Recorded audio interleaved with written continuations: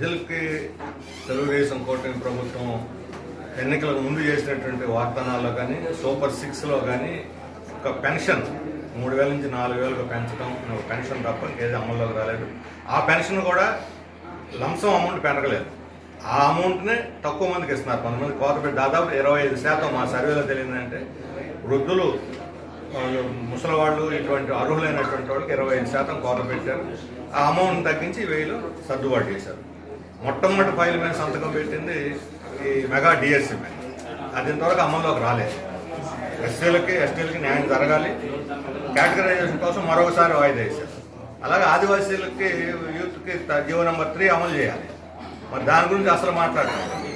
వాటన్నిటి మీద చర్యలు తీసుకొని వెంటనే ఎగ్జామ్స్ పెట్టేస్తే రేపు విద్యా సంవత్సరానికి వస్తాయి. మామూలుగానే 25,000 ఖాళీలు ఉంటే 16,000కి అనౌన్స్ చేశారు. అంటే 10,000 తక్కువగా అనౌన్స్ చేశారు. వాటికి కూడా నెట్టుకుంటూ పోతున్నారు.